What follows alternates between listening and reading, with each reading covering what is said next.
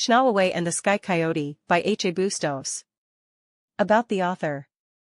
Bustos seamlessly blends storytelling with practical knowledge, bringing stories to life through his unique perspective and passion.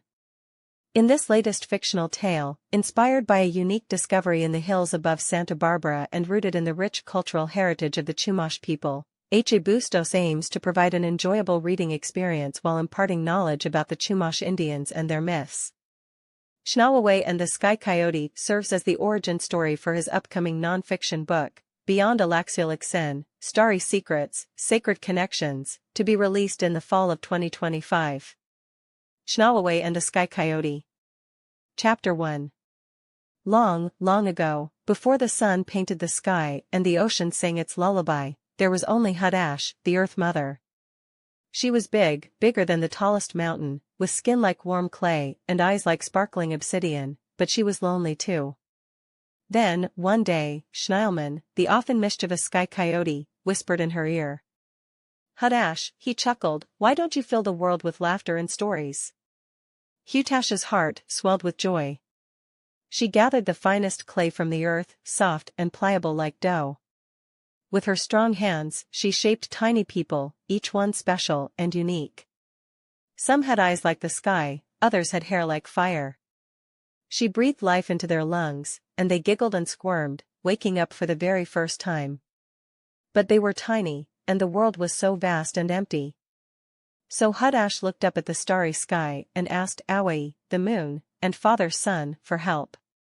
Awe gifted them with the magic of fire, to keep them warm and cook their food. Father Sun shared his laughter, teaching them to play and dance. And then, Hadash remembered the mischievous coyote. Oh, Schneilman, she called, what gift do you have for these little ones? The Sky Coyote winked and flicked his tail. Seeds, of course, he replied, scattering hundreds of colorful seeds across the land. Plant them, care for them, and watch them grow into food, medicine, and beautiful stories. So, the very first people, filled with gratitude and wonder, planted the seeds. They learned to hunt and fish and to build houses round in shape, with a frame of long poles interwoven with grass and reeds. They also learned to weave baskets, called apukni and antaz, which were made either from 3 slender rods of juncus rush or from whole juncus rush stems or split tule or bulrush. Although members of a tribe had their own roles to fulfill, together they would sing songs to the mountains and dance with the wind. And as they grew, so did the world around them, bursting with life and color, just like the dreams of Hadash, the Earth Mother. Chnawaway hugged his grandfather and slowly drifted off to sleep in his arms. Grandfather smiled and watched the embers glow as they made their way up to the sky. It wasn't that long ago on a night like this, Grandfather warmly remembered, that young Chnawaway arrived full of love and life. Under a sky dusted with a million stars, his voice cried out from inside the AP, the gentle ocean breeze welcoming the newborn into the world. As firelight darted across the woven walls, the aging Alchaclash, cloaked in ceremonial feathers and revered wisdom, approached and cradled the child, his old and weathered hands gentle against the baby's smooth skin. To the Chumash nation, the Alchaclash was held in high honor. He was a weaver of knowledge spun from starlight and the whispers of the wind. He was a vessel, chosen by the spirits themselves, his eyes and ears tuned to the whispers of the cosmos, interpreting the language of the stars and the dance of constellations, translating them into wisdom, and serving as a living memory of the ancestors, ensuring that the tribe would never stray from the path illuminated by generations past. This little one, he announced, placing a seashell adorned with intricate symbols beside the baby boy, this little one arrived on a night when the constellations sang of exploration and hidden meanings. From here forward, the boy shall be named Chnawaway, discoverer of profound mysteries.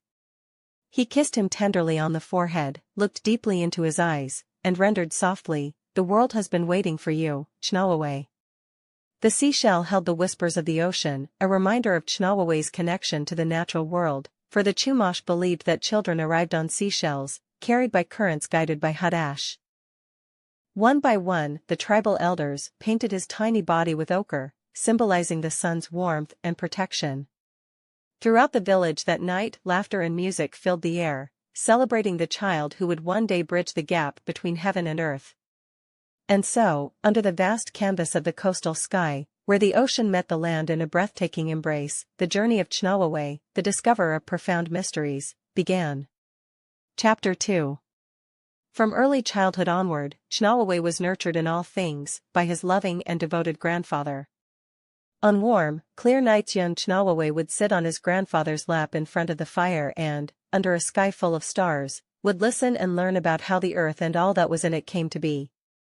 Grandfather taught him about the sky people, father's son, the golden eagle named Slow W, Venus, the morning star, and Chnawaway, the Sky Coyote, and how they ruled the light. He taught him how each star was significant, as was each constellation it was a part of, just like each of the members of their tribe. Chnawaway found enjoyment in the stories about the stars his grandfather was fond of telling him. Each one became a comforting bedtime tale, gently lulling him to sleep. In the time before time, his grandfather began, pointing up to the heavens, the sky was nothing but an endless expanse touched by light, while down here on earth lived the Alchaclash, keepers of the tiny bright lights called stars. One night, as they gathered around a warm fire, they decided, let's wake up the sky, with twinkling stars, like fireflies. And so they went about carefully choosing special spots, high up in the sleepy sky, gently placing each star so that the sky could one day tell the stories of gods and heroes. One by one, they chose their spots, tracing INV1 Cybele lines across the heavens, placing each star into its destined place, forming the constellations. Like the mama bear and baby bear, said young Chnawaway, pointing towards the Big Dipper, Ursa Major, the Little Dipper, Ursa Minor, and the North Star that glittered like scattered diamonds. Just like those, acknowledged his grandfather. But then, along came Chnawaway, the Sky Coyote. Grandfather playfully exclaimed. He hopped and skipped, his ears twitching with mischief. Why paint the sky so slow? Chnawaway whined. Let's play with the stars. And just like that, Chnawaway scooped up a handful of twinkling lights and tossed them up high, scattering them like fireflies across the darkness. We hope you enjoyed this sampler of Chnawaway and the Sky Coyote. Chnawaway and the Sky Coyote by H. A. Bustos is now available in paperback, hardcover, and ebook on Amazon.com. More books like these can be found on the Second Ridge Publishing website at www.secondridgepublishing.com. Thank you for your support. A portion of the proceeds from the sale of this book goes to support the Santa Ynez Band of Chumash Indians Foundation.